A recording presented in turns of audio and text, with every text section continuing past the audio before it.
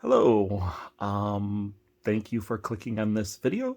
This is an introduction to the Tower of Masmorra. It is a variant on Masmorra Dungeons of Arcadia. Just want to go over a little bit about the game first and, what I loved about it and why I decided to make this variant. Then I'll kind of go more into detail of the changes that are made and give examples on how to play it. So the first thing I just want to go into is why I like this game.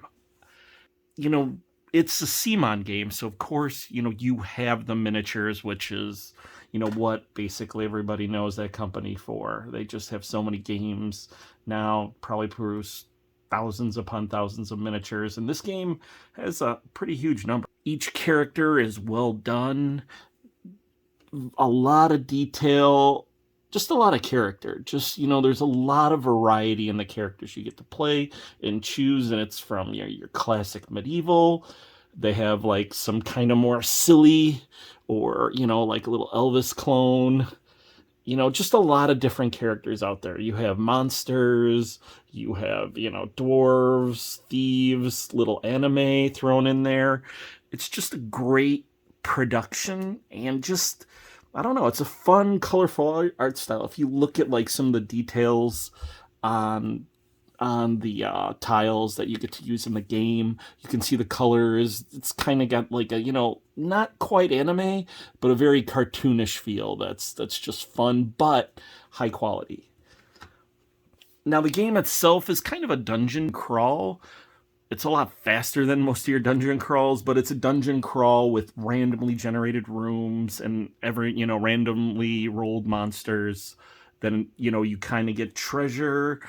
There's, multiple floors. You fight a boss at the end. It's a little standard, but also it's done in a way and at, a level of quality that makes it just fun to play. Now, one of probably the most famous or infamous things about this game is the monster dice. Now, there's a lot of, strong opinions out there. A lot of people don't like it because your characters that you actually play are these well-defined miniatures, but the monsters you fight are all just faces on a dice. So, the set comes with 8 minor monster dice and 4 major monster dice, and so you get 6, total different minor monsters and 6 total major monsters. And a lot of people just felt that it just didn't kind of live up to your heroes and the miniatures you're fighting. You got these really detailed heroes and you're just, fighting these inch or so squared monsters with, there are details and they are nicely done, but they're kind of small.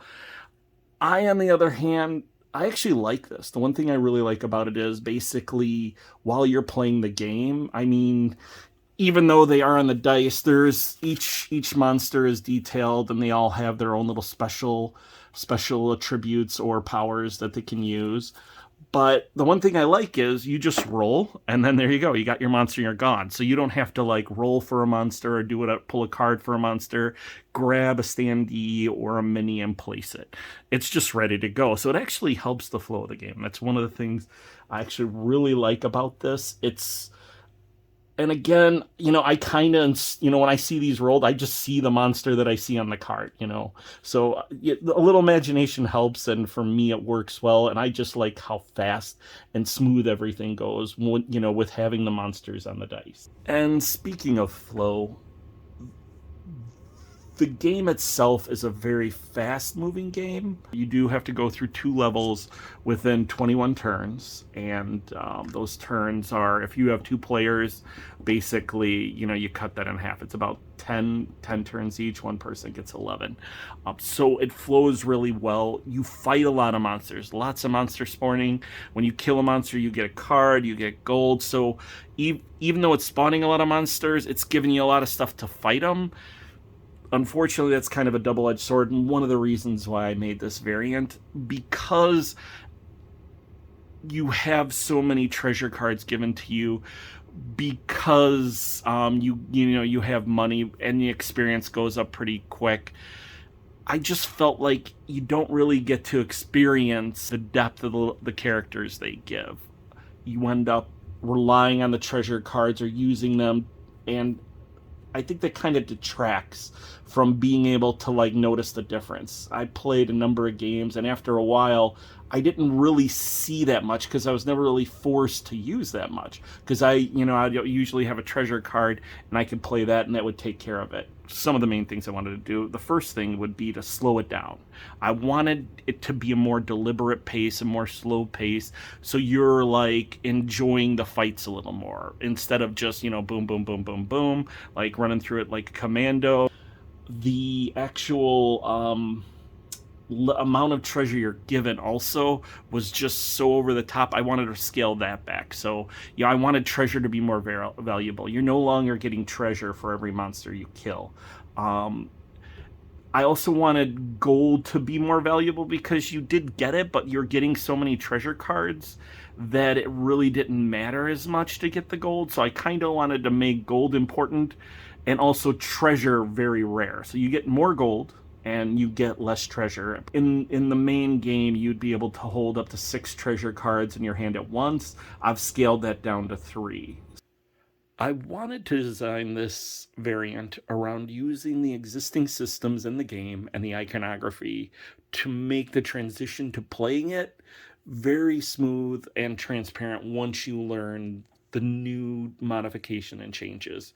So when you play the game, you're going to be like, oh, that's how it works now, and just kind of go. You shouldn't have to grab the instructions and look at a chart or see how does this work. No, like the lion's share of it is stuff that just changes the existing system and is used throughout the whole thing. So there's not a lot of like nitpicky changes to the systems themselves. The first thing I'm going to go over is the actual monster dice. Now, before the monster dice would have 3, or not 3 dots, but they have red dots on them that represent the amount of experience you get from defeating them. Now those 3 dots actually also represent the amount of gold you could possibly get for defeating it. If you defeat the monster without getting hurt, or if you defend and don't take damage, you get 3 gold. If you take damage during the fight, you only get half. Well, in this case, you'd get the full amount. In this case, it would be 3. If you got damage, you'd get half, and just like how you'd round down on the experience, you're rounding down here, so half would be 1 gold. So it kind of incentivizes you to fight the monsters better, and just it's a little more rewarding when you defeat them. Now, the one exception to this is the cards that let you avoid damage, not ones that give you shield symbols or anything like that, but the ones that actually let you avoid damage. Those, it actually doesn't count towards defeating a monster without taking damage, so you would still only get half. But other than that, that would be your reward. Now, another thing is, speaking of experience, I showed you how the dots represent experience. Throughout the game and some of the rooms, you'll see they have white dots. Now, traditionally, this would give you 1 experience. Either, if you go in a medium room, you survive, you get 1 experience. If you open a treasure, you get 1 experience. You open a treasure, you get 1 experience.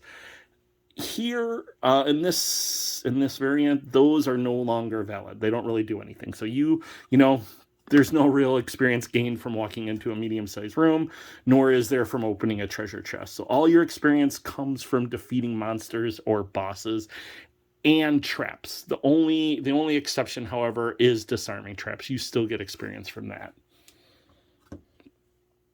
Speaking of defeating monsters, bosses, normally you can only defeat 1 side per turn. In this variant, you can defeat both. So you can defeat the serpent all in 1 turn. The only thing is, you hit number 1, you have to be able to pull it off, take the damages. Also, if you do decide to beat it in 1 turn, you can't defeat it, kind of rest, use cards, heal, anything, and then hit the other side. It all has to be done within that turn. In the original game, they had a counter. And this is basically the counter. It would count up to 21 turns, and that was the end of the game. If you defeated the main boss, game over. I've replaced that with the new custom counter that I've designed. And this kind of changes a few things. Number one, it defines the level size. Now, originally, it was kind of free form. You just lay out the tiles wherever you want to go, nothing happens. In this game, you're actually limited to the perimeter, the size of each level. So in level 1, it's a 6x6 grid. There's about 11, I think maybe 11 to 13 extra spaces. In level 2, there's only 2 extra spaces. So, and because this game is designed where you have to basically orientate the medium-sized rooms, which is the only room where it really matters, the orientation, have to be orientated this specific way with the 2 bottoms open and the bottom right exit. It has to be orientated this way. So it kind of puts you in a bad situation, and you kind of have to plan things out. So it adds that extra level of, just strategy or planning to your dungeon crawling. You can put yourself in a position where they can't be put out. I wanted to make it so that basically it was game over, but I thought people would get a little frustrated. So I do offer a penalty. 1 click of the timer. It can actually be worse because then you're going to end up playing the game and not have enough time to finish. The other thing is you'll notice that you can level up on 3, 7, and 12. However, the last level up does not happen until 21. So to get that last power, it just takes a little extra work. The only, positive is once you get to 21, your level is locked, so you can no longer lose experience and lose that power. Also, when you get to level 21, if you pull a treasure card that has anything to do with experience, you can basically discard it and draw another card. So you're not there's not that waste. So you'll notice that there is 6 here. Now, the counter now goes up to 20, still 21 turns. The difference is that's just to get through the second level. And accomplishing your goal on the second level and getting the stairs and leaving the level. Also included is now a boss marker at 6, and that's for the boss encounter itself. You have 6 turns to finish it, so it kind of extends that a little bit. You'll see the level 2 goals and the level 1 dice you use in the second level. That is to basically provide some different focus besides just killing monsters on the second level. As far as the level 1 dice, that's just how much of the level 1 dice, which I would consider the dice that came in the set, which is the blue dice and the orange dice, and there's 8 of these and 4 of these. You only have the retail set. The only thing you're going to have are these dice. However, a lot of people who have this set probably got it through Kickstarter and have have some extra sets of dice, and that's what you would add in the second level just to provide that variety. Because of the changes to the economy, I did have to adjust certain things. Now, for certain players, or certain characters, rather, should I say, they have these, I guess, reusable abilities that they can just basically use it to infinity. Because you're getting so much gold for monsters, even though your character still has that 6 gold limit at the end of their turn, during the turn you can have as much gold you can get that turn. So there'll be times where you could have like 12 gold during your turn just because of the monsters you defeated. In order to prevent just this aspect of the standard game from being abused, this now has a couple caveats. You can only initiate it once per turn. You can only do up to 3 you can only pay up to 3 times in a single initiation on that turn. So let's say for his Travis's all shook up, if you had 9 gold, you can do 3 all shook ups. If you had 12 gold, you could still only do 3. Also, if you only had 3 gold and you do an all shook up, defeat a monster, get some more gold, you can't go back and reinitiate that. So you're kind of done for that turn. There's nothing else you can do. Prevents it from being abused. Okay, the final thing I want to go over just in this general view, I'm going to go over everything a little more in detail, is the room spawning. Now, because of everything I've done to scale back the amount of experience and treasure you get, we couldn't leave spawning at the same level. So what I decided to do was find a way to delay spawning. Now, even though I told you I did have to limit what I added, I was trying to use existing things. I did make a few things. Now, the first, I made some treasure tokens just to put on the treasure slots that I showed you earlier. Also, is a counter. Some counter tokens. And these counter tokens, that go up to 3 are used to just keep track of how many spawns have occurred in the room.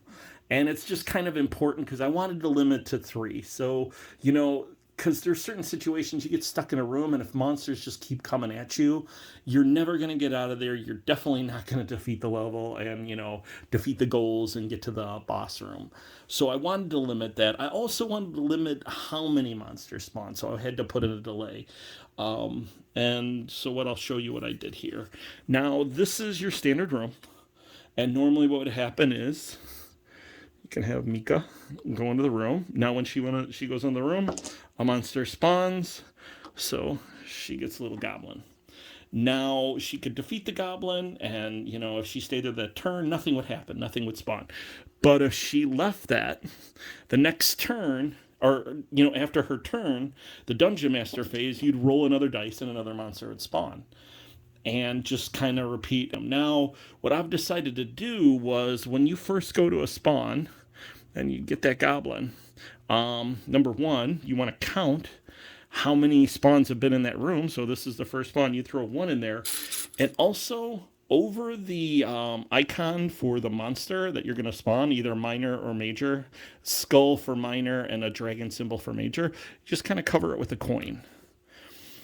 And so what happens is Mika defeats the monster, and if she moves to the other room, now if she stayed there, everything was the same. Room is frozen, nothing happens during the Dungeon Master phase when somebody's in there. But if she left, and then the Dungeon Master phase happens, if there's any monsters, you move the monsters. But during the spawn phase, instead of spawning a monster, because this is covered, in order to basically take care of the spawns phase, you would remove the coin. And after that, that's done. You're done spawning in that room for that turn. Then, say the following turn, then the spawn phase comes again. Then you would spawn another monster. So you'd roll another monster. And we got an ogre. And then and every time a monster spawns, you put that coin there. You'd also move the counter up 1. So now you have the second monster that's been spawned, and you got this coin again. So the next turn, this guy would move, and then you'd take the coin. Then after the next turn, you'd move again, and then you would put the final marker, which would be 3, because this would be the third monster to spawn. You'd roll it, and that's your third monster, and then that room is done. No more spawning for the rest of the game. So kind of simple. It adds a little bit of upkeep, but it's not too bad, and I think it helps the flow of the game for what I was trying to accomplish. I wanted a more deliberate, more strategical experience, and you can use that. Now, one thing I didn't mention, let's say Mika on the first turn gets that spawn, and put that coin, she defeats the monster. Again, you can't take treasure out of a room whenever there's a monster, and that includes this coin. If she wanted to, she has the option to take this coin and keep it. The only thing is, I mean, let's say it was kind of important, like she needed it to buy a card, and she's, but the thing is, then on that dungeon master phase, if she left that room, the first one, the monster would spawn. You wouldn't get that delay. Adds a little bit of extra strategy, and sometimes it's useful, not often, but occasionally it'll save your life. It has a number of times for me. Now, there are a few extra little caveats I need to add here. Normally in the spawn room, you would encounter a monster. Now, in this variant, spawn rooms, basically no monsters encountered. Also, monster rooms normally have a 3 monster limit, and the major monsters would be like, that's a major monster, and then a minor monster. So the major monsters are 2, minor monsters on 1. This would actually be the limit that you can have in a room at once for movement or even spawning. The only thing is, on the second level, that's increased to 4. So monster limit on level 2 in a room is 4. And those are the small rooms. The medium rooms stay the same. So that's pretty much it for the basic overall introduction to some of the changes.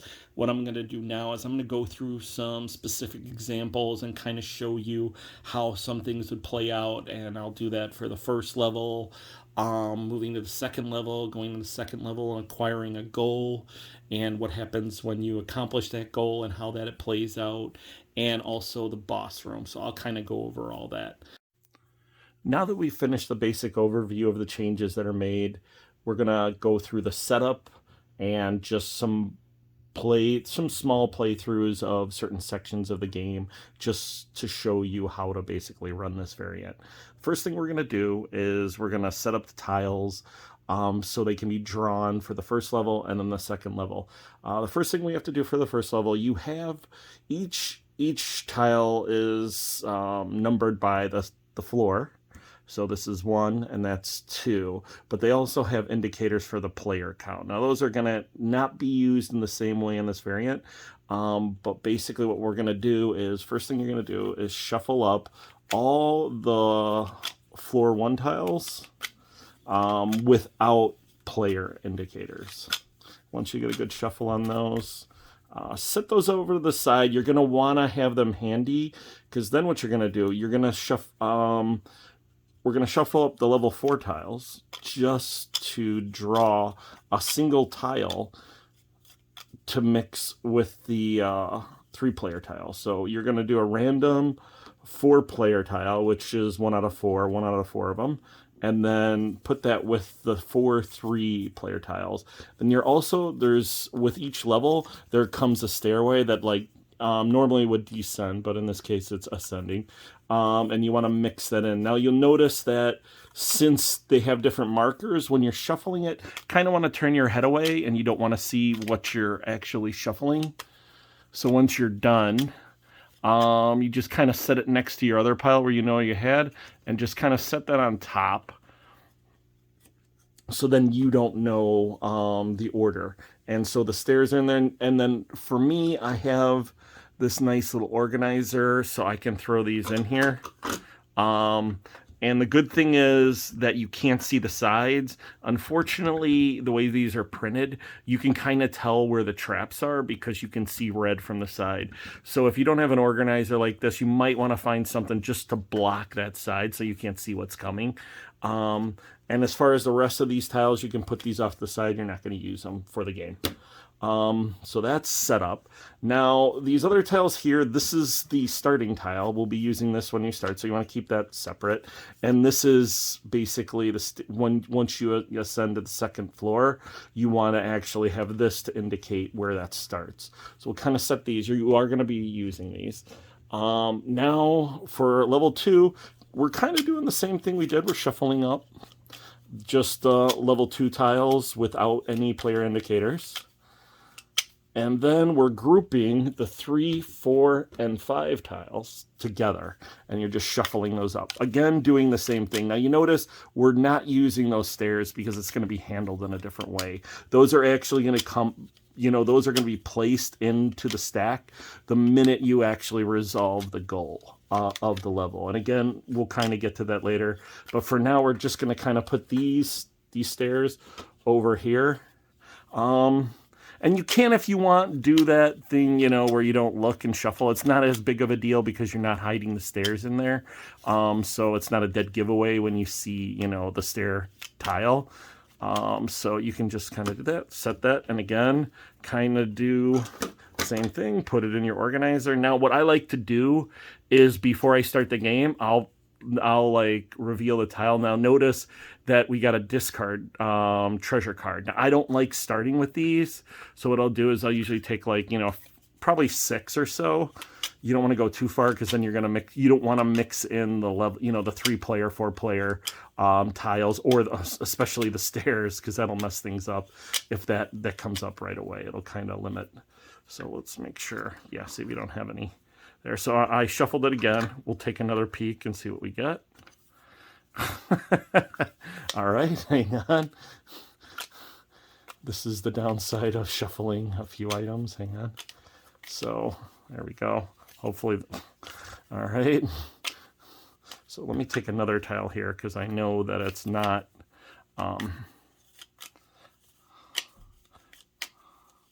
Because, yeah.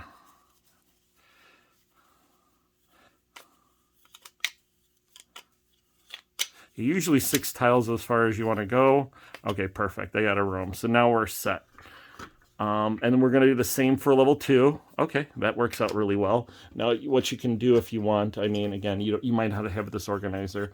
What I like to do is I'll throw this on top of there because that'll come out before I use level 2. And again, we'll be starting with this and the level 2 stairs. You can kind of put here too. So we're all set for the tiles. As far as the medium-sized rooms, you really don't have to do much with those.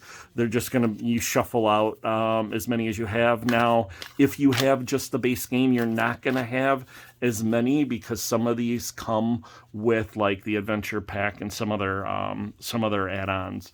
So you might not have as many of these, but it doesn't really matter because they're just randomly drawn. So basically, as far as getting the tiles ready for setup and, you know, getting ready to play, we're set. Now that we got the tile set, we're gonna set up basically for an alliance mode game. And I want to really stress that before trying this variant, you definitely need to have a good understanding of alliance mode.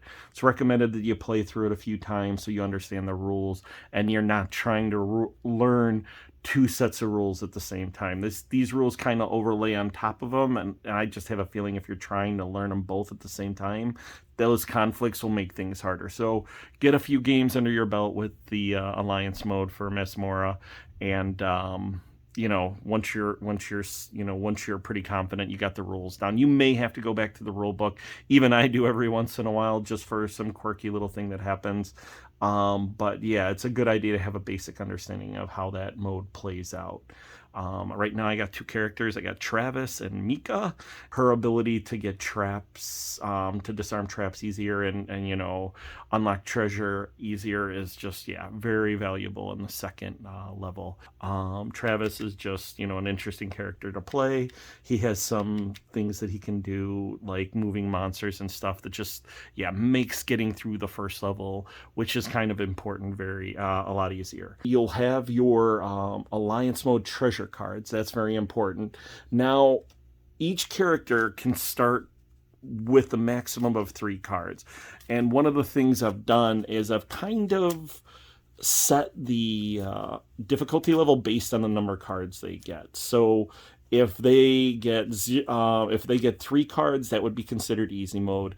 2 cards is normal, 1 card is hard, and 0 cards is very hard. And it actually is very hard with 0 cards. I've played it a few times, and yeah, I don't think I actually beat it with that, because it's just, these things are pretty powerful, and without them, you know, you're kind of starting definitely under the gun. So I'm gonna for this demo, I'm just setting each up with 2 cards. So they'll each get 2 cards. And again, the max number of cards you can have is 3. Also, let's say you have 3 cards and you get to a treasure chest and you want to, like, you know, you decide, okay, I'm going to get another card and get rid of these. You have to get rid of the card before you draw the treasure card. You can't choose. It's kind of like, kind of like pushing your luck. It's like, okay, I'm going to get rid of something. Hopefully it's better, but you kind of have to make that decision beforehand. It's not like, oh, I can draw a card and then decide which one's worse. That's it as far as the treasure cards. Evil cards, this is going to be the hardest thing to keep track of in the game. Now, this is the counter, and basically for every turn you're gonna need to draw an evil card. And again, you're gonna forget to do it quite a bit, or it's just one thing to keep track of. There's different ways to do it. One thing I like to do is maybe you can put one of the dice from the next player on it, so when they try to roll, they're missing a dice. You go, oh yeah, I got to draw the evil card. Another thing is with the counters themselves, you'll be after each move, you got to make sure for each turn you move it. And the one thing that's cool is the evil cards and the counters should always match up. So like right now, let's say we're on, the fourth turn and they have an evil card. Mika has an evil card. That means 3 evil cards would be discarded already. So you can count the evil cards and say, okay, 3, I see 3 evil cards and I got 1 here. That's 4 total. We're good. So it's just like a good way to keep track of it. Okay, so we're starting the first turn. We'll start with Travis here, and actually start with Travis here, and so he'll start his turn going to the left, which is easier when you have your players oriented this way. Definitely makes it easier. So we're starting in the first room. It's a spawn room. First thing you do immediately when you take a room, you always have to look at the next card. The next tile. So this one, discard 1 treasure card. So already a penalty. Kind of throw it over there. Looking at the cards he has. Ignore all payback is probably better than heal. Though this can be used for ghosts, and we don't really have a lot, so I'm going to get rid of this one for now. Okay, so take my penalty, and you keep digging until you hit another room, and we hit a medium-sized room, so we're done. Now, once you start setting up the room, first thing you need to do is roll your monster, and this little sign here, the icon for the spawn, the level of spawn, this is a minor monster. Major monster is a dragon symbol. So we'll roll this, and I get a cultist. And now, so you put the cultist there. Then you also put, this is the special thing, we put a coin over the icon, and that just represents that a monster just spawned.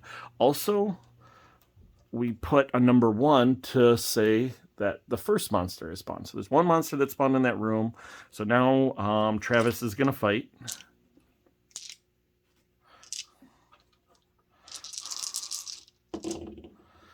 And, okay. So, definitely going to re-roll these because he will take them. So I'll probably keep this because I can make do.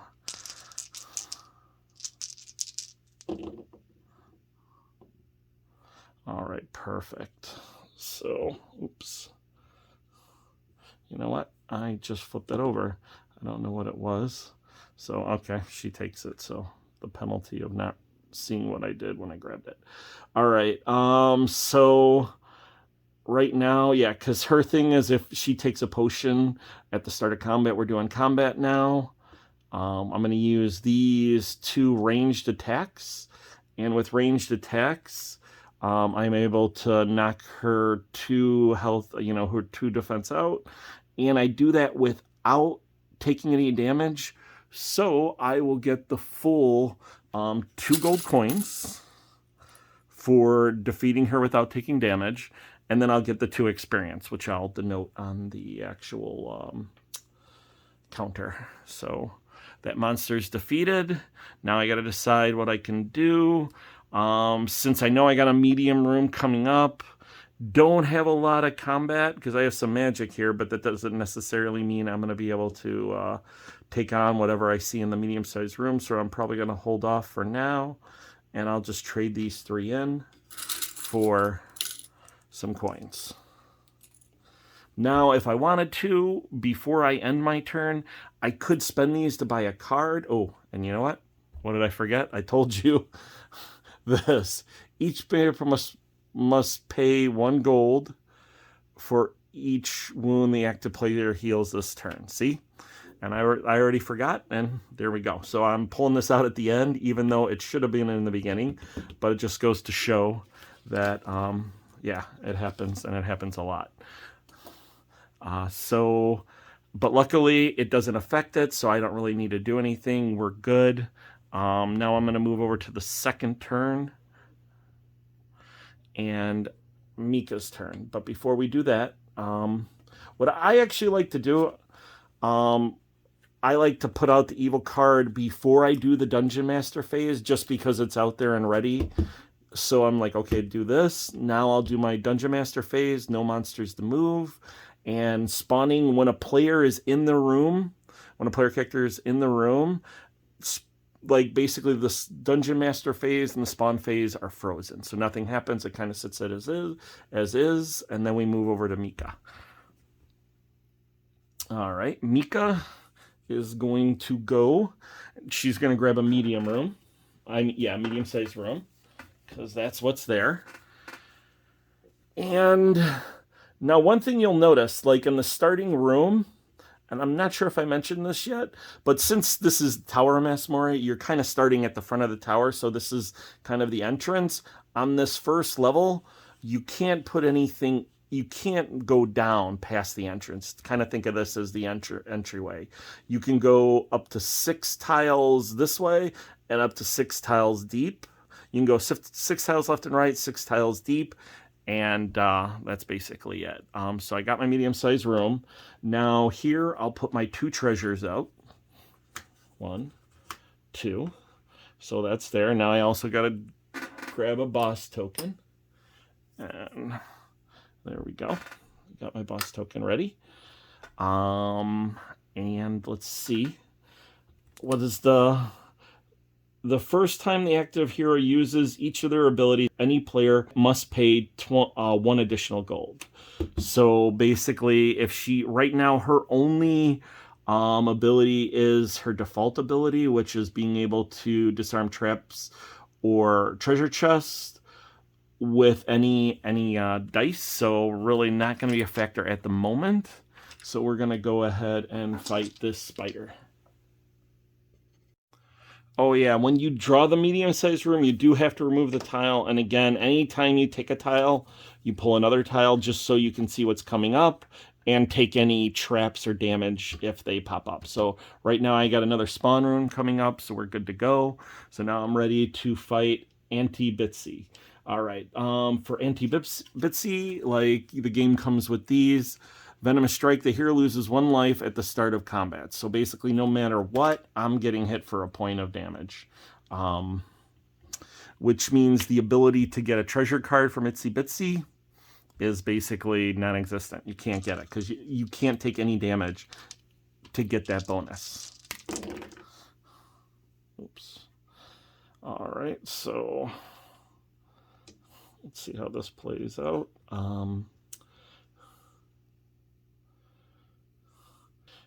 Like this, let's see where the cards are got. We do have a 2 bow, so I can kind of already knock the first half out. Oh, let me take my 1 damage.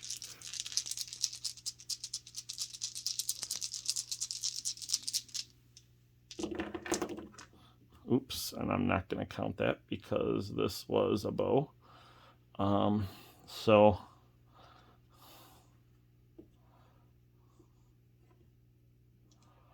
all right, so what we got here is now what I can do is for the first side, I can use this.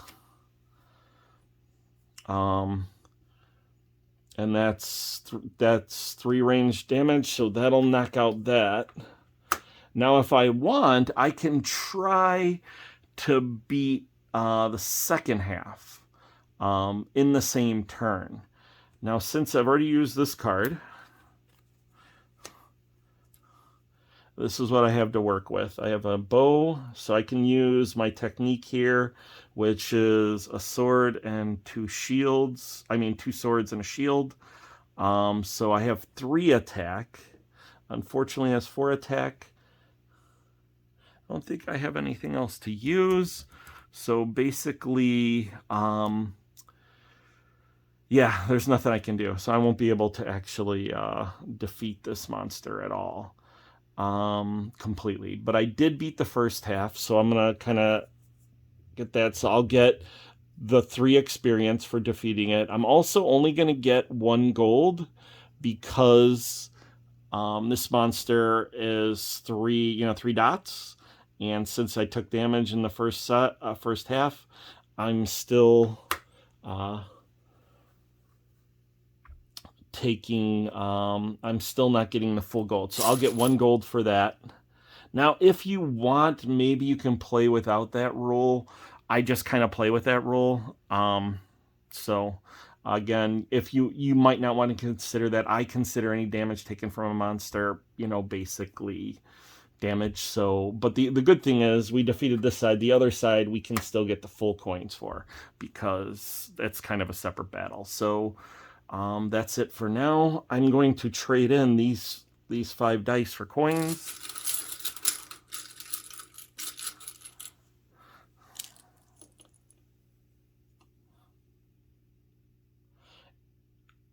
Okay, oops, I had 1 already, so that's 5. We're going to move the turn back over to Travis. Okay. Now, oh, wait a minute. Before we do that, we're going to get rid of the evil card, give Travis a new evil card, do the Dungeon Master phase. Looking around, nothing really there. Still frozen, no monsters to move, so we're good to go. All right, Travis' turn. Let's do the evil card first this time. The active hero must choose, take 2 wounds, or lose their natural ability till the end of this turn. Now, I'm not going to take 2 wounds, simply because his natural ability is to avoid a fight. I think I have enough. Yeah, I think I'm walking into a single spawn room. I think we'll be fine without that. So I'm just going to take a chance. But one of the things I am going to do is I'm going to buy a card first before I walk into that room. Just get a little more extra ammunition.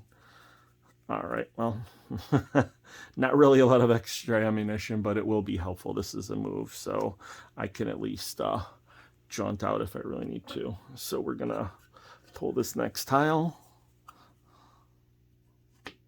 All right. And one thing I don't really consciously do every time, these normally are flipped over. You get a free movement, and you can do these before rolling your dice. Normally you'd flip them over every time you use, but I just kind of consider it my free movement, and I don't sit there and flip it over each time. You can if you want, but I do make note, like if I stay in the room, okay, I haven't used this yet, I still have my free turn. So again, you can flip it over every time. It's just I've gotten to the point where you play this enough, it just really makes no sense. Just you have a free turn. If you use it, great. If you don't, and you need it later, you kind of should be able to keep track of that. I'm in a new room now. Let's roll another monster. I get a ghoul. All right, and so we add our token, and we add our counter again.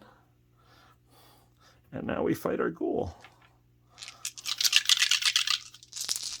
And I'm kind of going slow just so I can explain everything. Once you do this, it goes a lot faster, but so I know this is taking a while. All right, so now luckily I got some potions here, so that's really good. Now the ghoul steals movement tokens at the start of combat, so definitely going to re-roll these. All right, well.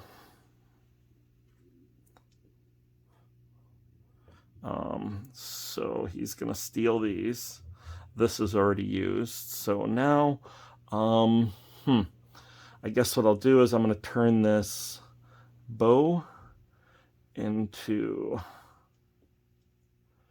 are ranged into a potion, and I can use these potions remotely against the ghoul. I'm not showing you all the monsters and going over the gameplay, because that's something that you kind of should already know. But again, for all these monsters, like the ghoul, his instructions, like right here, tell how he can be damaged, and you can see that you can use potion as ranged attacks for this monster. So I'm not going to go over all that because it's kind of stuff that's like in the actual basic rules of Masmorra Dungeons of Arcadia Alliance mode. All right, so I'm taking out the ghoul with my 3 potions. Again, I did not take any damage since those are considered ranged attacks, so I will get my full 3. The good thing is I also get a level up, because now I'm at 5 HP experience for this character. And so I get to level up here, and I'm going to do this one. I like this one because getting cash with this, you can get more cards and stuff like that. And actually, since I leveled up, now that I did that after combat, I leveled up and did that. I can, oh, sorry, nope, I need magic, so no. I guess that's it for my turn. Let me just make sure. Yeah, I'm going to trade this in for a coin. And then I'm going to do the evil card. Now, I'm starting a new turn. The one thing you can do, if you want, you can pick this up and take this coin. But normally I wouldn't do that unless, it's towards the end of the level. But so now I've kind of changed evil cards, and now I'm going to go to Dungeon Master phase. No monsters to move. So the next phase is the spawn phase. This room is frozen. Nothing happens. Nothing changes in that room for moving monsters or the spawn phase. So the only one that's really being accessed is this one. And for the spawn phase, to basically fulfill that, I'm going to pull this coin. That's considered the spawn phase for that. So there we go. And now we're on to our next turn. I'm going to move this over just to make a little room. Oh, shoot. And again, see, I didn't turn this tile. I lose an action dice for this room. Luckily, I did have 1 extra, though it probably could have affected it worse. And again, sorry, I'm not really used to talking, explaining, and trying to play. My mental focus is a little here, but since I lost it, I do remember I did trade in one of these dice for a gold. Now, so I lose that, of course. Now, maybe I kind of cheated a little bit, because who knows, I might not have gotten everything I needed, but that's gonna be the penalty for now. So, all right, so we're moving there. Luckily, it's a treasure room, and for now, we are all set. So now we're gonna move over to Mika. Mika's turn. We're going to start with the evil card. Any player must pay 4 gold, or all the monsters will have +1 defense until the end of the turn. That's a lot, but actually, yeah, we don't want to fight this monster with 5 hit points. So I think, yeah, small price to pay. And unfortunately, the way I assess this is 1 player must pay the total amount. You can't split it up between the 2. So right now, Travis would have, without that, might have been able to pay for Mika, but unfortunately, since he only has 3, Mika has to foot the bill. She does have some extra coin, so we're gonna cash that out. Yeah, we're definitely paying off this evil card, because that's gonna be a tough bill to get 5 attack on just a single roll, and no powers yet. Okay, so I think what I'll do is I'm going to keep these 2. I'm going to move them over here so they're out of the way and don't get hit. Yeah.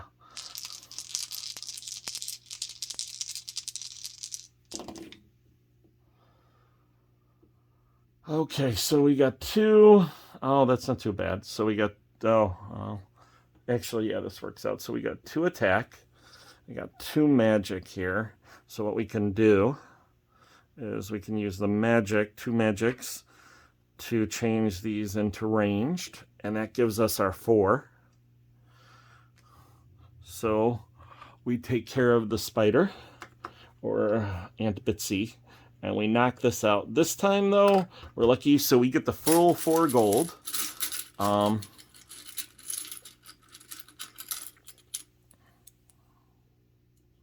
We get the full 4 gold for killing. Also, the full 4 experience, which gives Mika a chance to upgrade a little bit.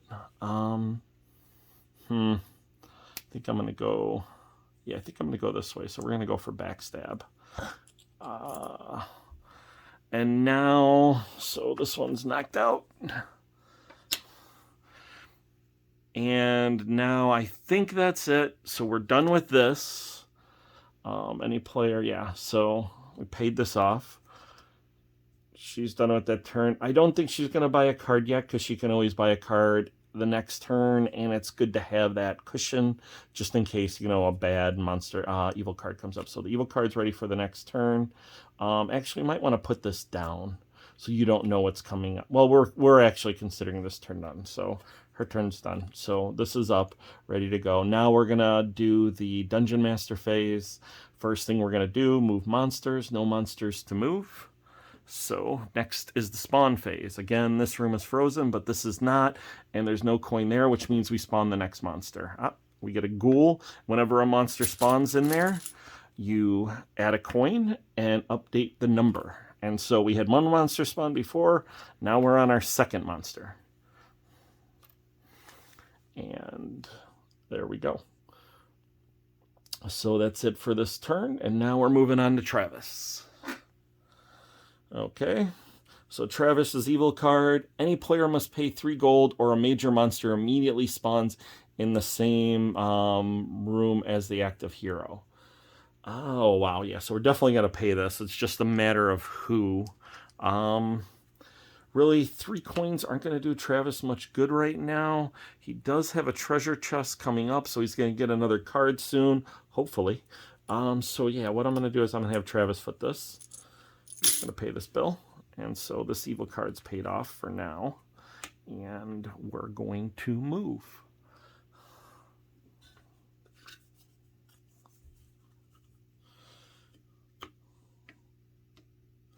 All right.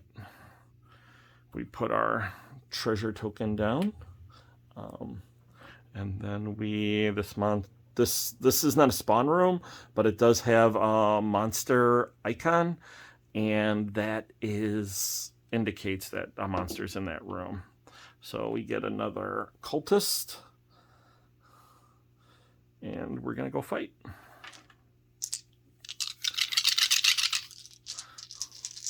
Now again, the cultists end up taking your potions, so definitely re-rolling this one. I got a couple swords, and so with this right here, I'm already able to defeat the monster and not take any damage. But I also want to see if I can get another shield here so I can get that treasure card as well. So let me do that. And nope. And I did get a potion, and the cultist steals it. So that's gone. Now the question is, do I want 1 damage for a trade-off of a card?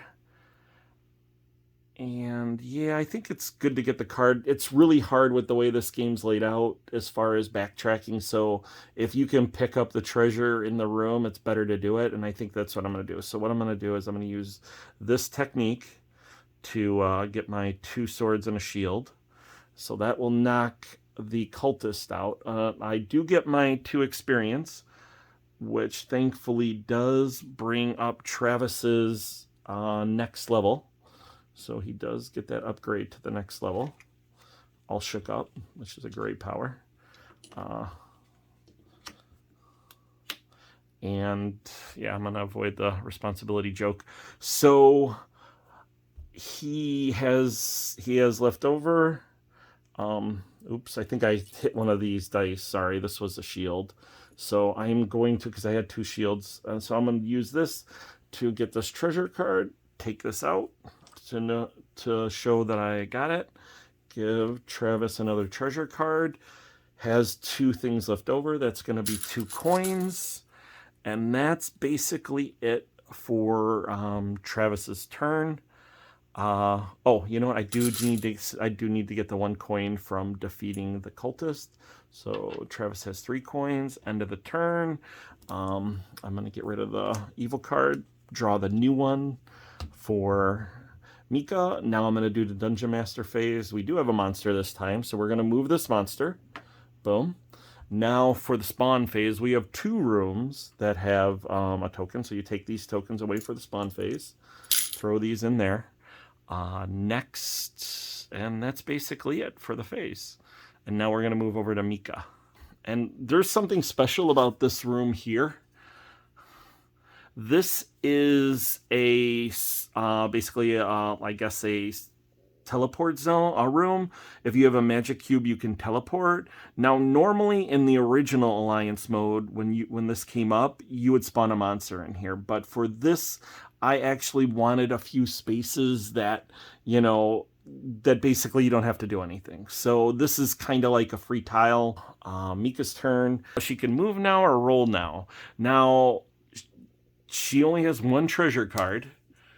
She only has 1 treasure card. So this, you know, this room, getting the 2 treasures, so rolling actually makes a lot of sense. So we're going to roll first. And of course, we didn't get a single shield. However, we do have a magic, so we can get a shield if we need to. So I'm going to keep these 3 off to the side. All right, so yeah.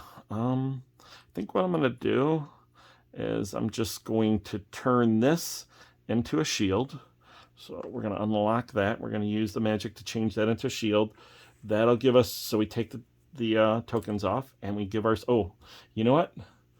Any player must pay 4 gold or all the monsters have +1 defense until this turn is over. Thankfully, I'm still in a spot where, you know, I haven't done anything yet, but I am going to pay that because I do not want to have to fight a monster. You can kind of almost say you're forced to pay it if you forget the card. But luckily in this case, I hadn't left the room. So, all right, evil card is done. And now she is going to move. And she's going to move up here. 1.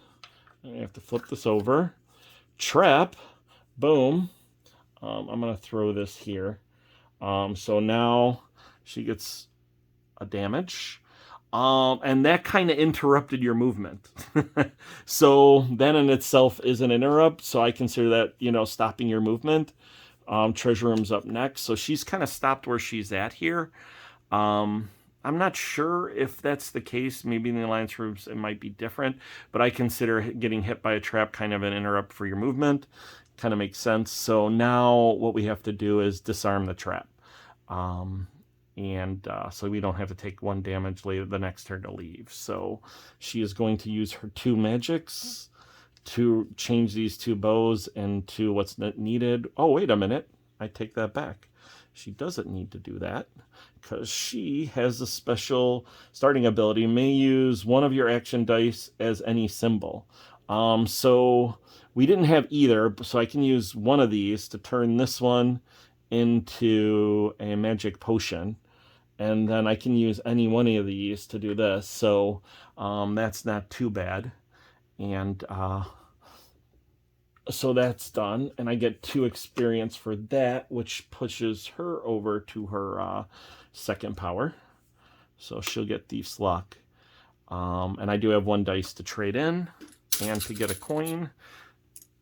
And I do get my 2 cards, which I forgot to draw earlier. So there we go. That turn is done.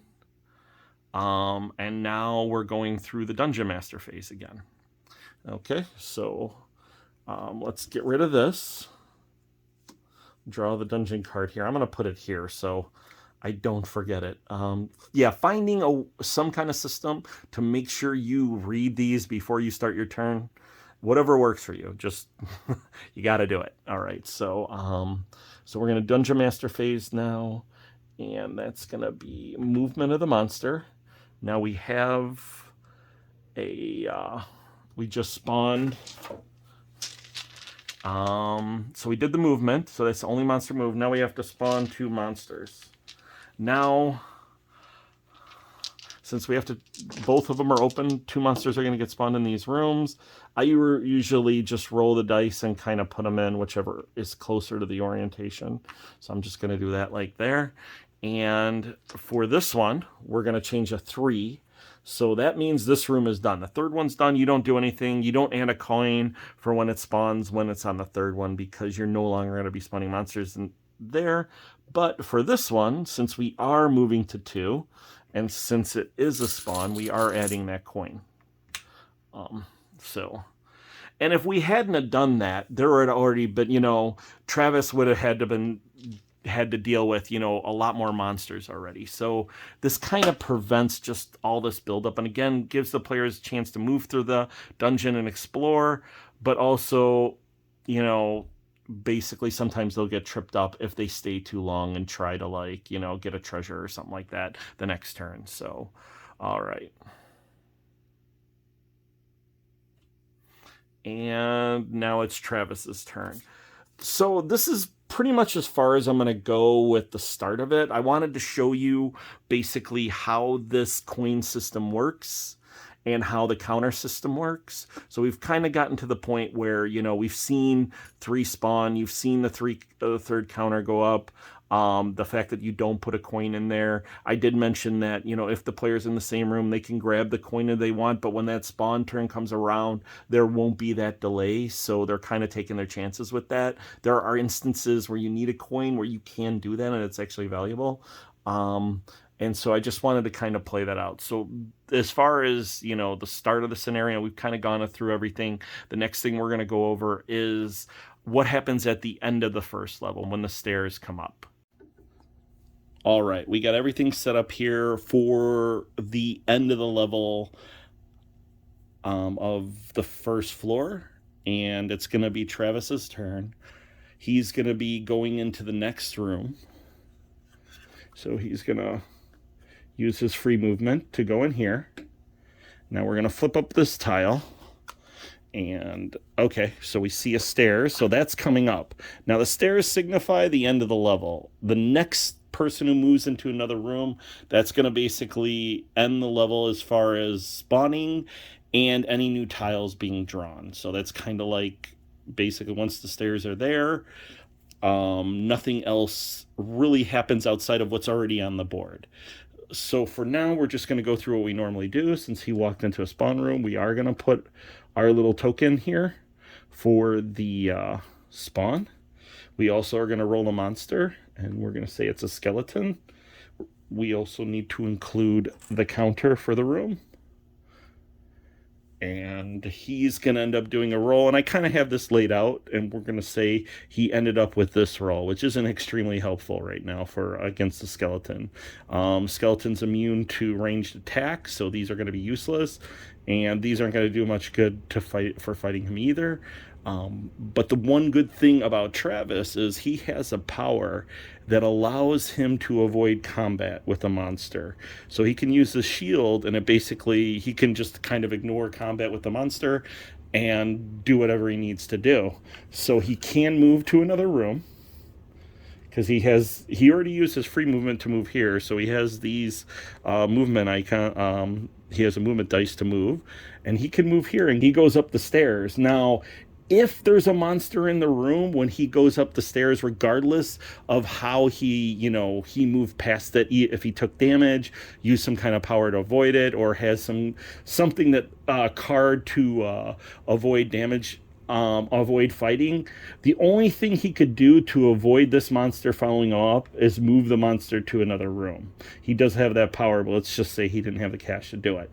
So if that monster's in this room and he goes up the stairs, this monster is going to follow him. So this monster is going up to the second floor with him. Now, another thing is when you go for the stairs and you get the stairs, if there's another player in another character in an adjacent, left, right, up, down, an adjacent room, they automatically go up. Now, with them, they do not have the monster follow them. They're kind of just yanked up. So you don't have to worry about that. Now, if, let's say, this character was here, oops, not him, but let's say Miko was over here and not adjacent, and he went up, then basically you'd kind of have to do a few things before you resolve the level. Let's say this goblin is still here.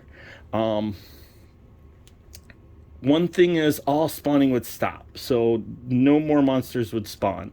So you take off anything that's related to spawning because you no longer need that. The only thing that would play out is the any monsters that have already spawned in the level and just this character getting to the stairs.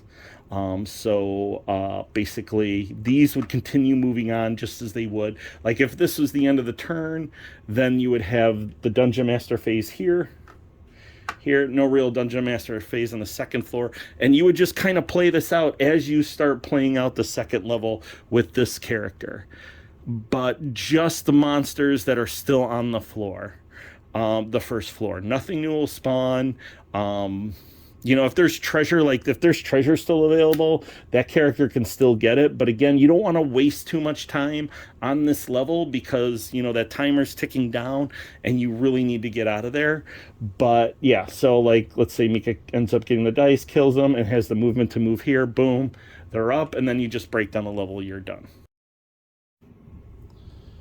Okay, now that we're on the second floor, the first thing you need to do is roll for your goals and monster difficulty. Now, I already kind of have this set up. This is the printed instructions. And I have it set up where I'm going to end up rolling 2 dice, and I'll have the black dice represent goals, the white dice represent monster difficulty. So I'll kind of roll those out, and then I just like doing that because sometimes I forget by the time I roll which is which. So look at what I end up getting. My goals are clear 5 treasure rooms. So that means that in the second level, you have to go into 5 rooms that have treasure chests, either 1 or 2, defeat the monsters and get the treasure. You're not able to get the treasure unless you defeat it, unless there's no monsters in the room. So you have to do that 5 times. And there's more than 5 rooms on the second floor, but you have to do it with 5. And those can be medium or small rooms. But as long as you basically go into a room, defeat all the monsters, get the treasure that's in that room. Now, when I say treasure, I mean treasure chest, not the room. I don't know if they have a gold room on the second floor, but not just gold. It has to be 5 rooms with treasure chests that you actually get the treasure. Now, the second dice, monster difficulty, that represents how many basic dice you mix in. Like the default set of dice that come with this game are the blue dice for minor monsters, and then we have orange dice for major monsters, and there's 8 of these and 4 of these. There's also other sets you can get that have different minor monsters and different major monsters. I have the full set, and there's quite a number of dice. I think I have like a total of like 32 dice.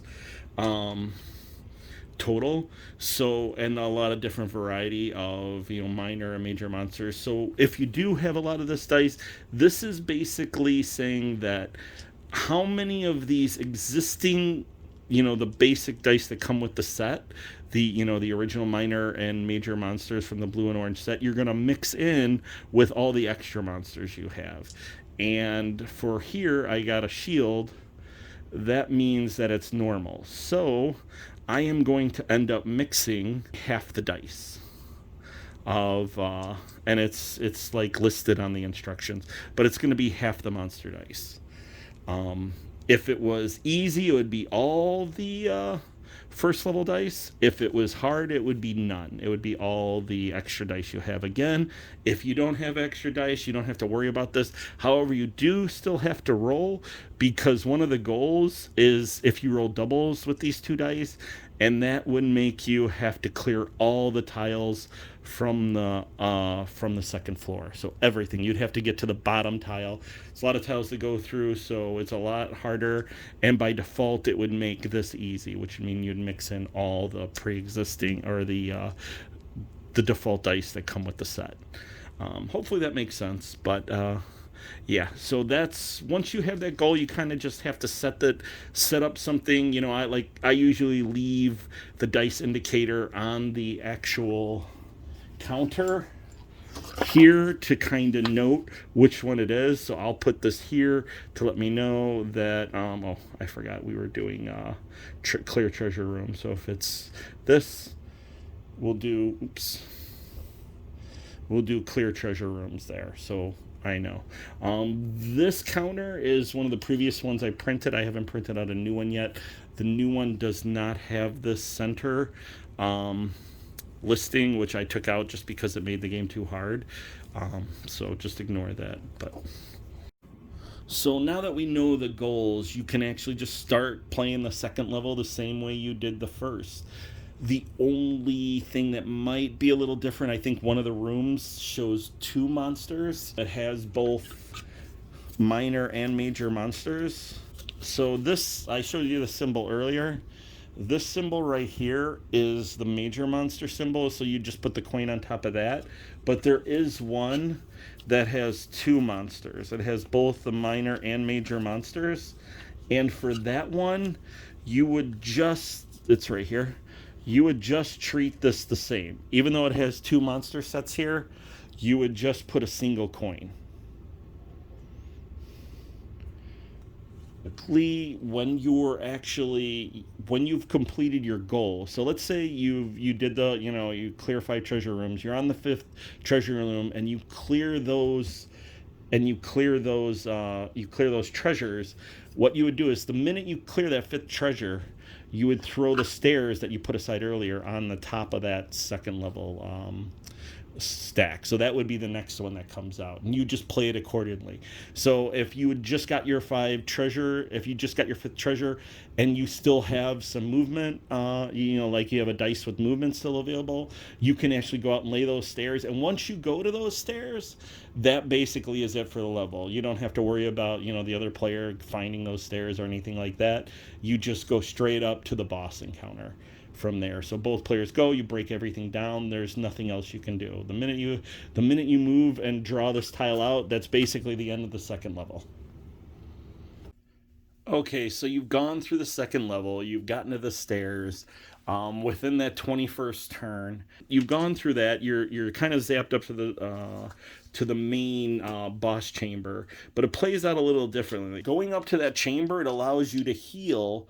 It gives you a chance to heal damage you have received. So Mika has four missing health, so she has 2 health. So she gets to roll 4 dice. Travis is missing 3 health, so he gets to roll 3 dice. And basically, any potions or magic gets them healed. So, unfortunately, Mika kind of crapped out. She doesn't get anything healed. Let's see if Travis has a little luck. And Travis actually basically heals completely because he has all 3. And then you're going to fight the boss. Now you'll notice here how the boss chamber is set up a little different. I have 2 cultists and the boss set up in his throne room. As far as this board is concerned, there's really only 2 rooms here. This is one room, and the throne room is the other room. Now you'll notice here how the boss chamber is set up a little different. I have 2 cultists and the boss set up in his throne room. As far as this board is concerned, there's really only 2 rooms here. This is one room, and the throne room is the other room. While you're fighting the monsters that are in the main chamber, these cultists will not leave during like any monster movement phase. There's no more dungeon guard phase. Or dungeon master phase, should I say. There's no more movement or spawning or anything like that. They're just there until you go in there, or you can actually use a power to change, to allow them to move. Now, a couple of things, like everything else here almost everything here is, irrelevant now. All these little icons, the treasure chest, the spawn markers for major and minor monsters. The only relevant thing is the boss is still going to use his lightning attack at the start of each round. So there's going to be two spots. It's going to be this spot here and this spot in the throne room. So it's going to be these three here count as the main room, and these three here count as the throne room. So while you're in there at the start of every turn, you're going to roll a die, and if you get damage, one of the players gets that damage. Not both, just one. You get to choose which one. Any treasure cards you get while in this room, not that you have, that you get in this room that deal with dungeon master phases, or probably at this point any leveling up like experience cards, because you're probably going to both be, maxed out in your level by then. If you draw those, you can immediately discard them and draw another card because they're no longer valid in this side of the dungeon. Now, if you have one of these cards, you don't get to trade them in. However, you can, as long as you're, on a free point in your turn, you can trade them in for 1 gold. It's not much, but it's better than nothing. Okay, now that we have that set up and we've kind of gone over how everything plays out, what's going to happen next is you're going to roll for the monsters you're going to fight in this chamber. So what you're going to do is you're going to roll 6 major monsters and 3 minor monsters. So I'm going to get those ready and I'll roll them in a second. All right, so I got my monsters to roll. Just going to roll these out, and now I'm going to separate them. And so we're basically going to separate a major monster on each side and minor monsters in the middle. So we'll do this, this, and this. Kind of line these up. And then we'll put 3 minor monsters in the middle. Okay, now you kind of get to plan this out. You have basically 9 monsters you're going to end up having to fight. But you're only going to fight them one group of 3 at a time. While you're fighting these 3, it's like these guys don't even exist anywhere. They only matter until they're spawned. And the only way they spawn, they only spawn 3 at a time. And the only way the next group would spawn is if these are completely removed. And they will not respawn until that point. Okay, so they will not spawn until that point. But before you even start, you get to decide how this is all laid out. How it, basically who fights who. And you kind of decide. Now, in order to do that, you need to know how this actually works. So the major monsters that are like lined up, with the player, they are almost like they're fighting individually in separate rooms. They do not affect the other player at all. The only exception to this is some of these like faceless people affect the whole dungeon. Those do affect both, but only the faceless characters, or anything that affects the whole dungeon. Yes, but anything that just, affects anybody they're fighting, then, the normal combat, like I said, they're considered in separate rooms. Now, the minor monster, however, is basically considered to be fighting both these characters at the same time. It's like they're in the same room. So it kind of plays out pretty easily. What you can decide to do is, let's say, if only one character... Oh, and while you're fighting these, you also, not only are you splitting these guys up, but you're also splitting your dice up. So Mika only gets 3 blue dice, and Travis only gets, 3 green dice, and Travis only gets 3 blue dice. So you're fighting 3 monsters at a time, but you only get 3 dice each to fight them. The exception to that, again, there's always an exception, is if any of the characters has an extra dice. And if they both have extra dice, they both get to use them. So neither of these characters do, but there's some characters that allow for extra dice. And if they did, you can roll that on the side. So it's kind of a big advantage in this to have. The characters themselves can only use their own dice. They cannot share dice. However, what they can do is use share dice to share dice to fight the same monster. But it's not like, you know, Travis gets to use this movement token, or Mika can use this magic. What they can do is, if they both had a bow,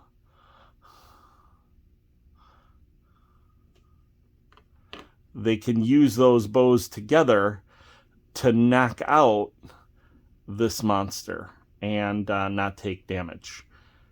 As far as experience and gold, you know, the major monsters, they have to fight on their own. And of course, they get the gold and all the experience from it. The minor monster, if they both actively use dice towards it, they can split the XP. If they don't, and only one character does, then that character is the only person who can get, I'm sorry, the gold. By then, like I said, you should be filled with XP, but the gold. Then only the character that fought that monster can get that gold. But if they both fought it, then they can split it. And this would include the damage from this monster. So let's change these to swords. And now they both attack this creature and they defeat it, but they still got to take the payback damage of 3. They have to split that. So each character would get 1 damage, but you can decide on that odd bit of damage on which character it goes to. What you couldn't do is, like, you know, Mika would take 0 damage and Travis would take all 3. You have to split the damage between the two characters if they're both fighting. If only one character fights, then only that character gets damage. You can't have, like, if Mika used 2 swords to fight this character, you can't have her kill the monster and still split the damage with Travis, because she's kind of taking it on her own. It can get a little interesting kind of working it all out, but I think as long as you get the basics of how these dice work and think of these in separate rooms and these just being a shared monster, it's pretty easy to work through. I really haven't run into an instance where I was like, okay, this just doesn't work, because it seems to always work. Some monsters do spawn creatures. Normally they're major monsters, and if that's the case, those minor monsters that are spawned by the major monster are considered separate. Now, let's say in the turn, so now that we got that established, now let's say in the turn that Travis is able to knock out his faceless guy. She was able to get rid of her minor monster, but we still have this major monster that Mika couldn't contend with. In that case, after the first round, the first round or turn with this character is finished, then in the next turn you can, as long as this person no longer has a major monster to contend with, as long as there's not 2 major monsters to contend with, they both can team up on a major monster. So for that second turn, you can do it. And while you're doing this, again, I don't know if you recall, we discussed earlier the monster counter. The counter for the actual boss. You would be moving the counter. I'm just going to use this dice. Sorry. That's kind of a mess here. So you would be moving this counter for each turn. So that first turn, you guys defeated the monster. Then on the second turn, that's when they both would attack this major monster and defeat it. And after that's defeated, that turn ends. And then on the third turn, this next group would spawn. And then they would kind of repeat that process, and they'd go through all the way until all 3 were done. And hopefully they can do that and still have enough turns to fight the actual boss and the cultist minions. Now, let's say we're on this turn. Let's say they defeat it really quick. They defeat it within 3 turns. Like, they kind of wipe through 3 turns. Again, these characters are not going to move and attack until your character is going, or these monsters are not going to attack, or the cultists, the monsters are not going to attack until you engage them in the room. So if you have extra time, you can actually heal before you go into that room. Or you can even trade in 3 gold. You can do the same thing at the end of your turn. You can still, like, the turns are still the same. If you have an extra dice, I don't think I've ever had that happen, but if you have an extra dice, you can still trade it in. So let's say, you're on your 3rd turn, you think, okay, you know what? I want to get some gold, maybe buy a monster card. You can do that. Okay, one exception I need to clarify is, even though these people, these two cannot combine, share dice, the one thing they can do is they can combine to do the sword and shield technique that gives them 2 swords and 1 shield. They can do that together. It's not really using; they're just combining their dice to do that one attack and that's only against the minor monsters.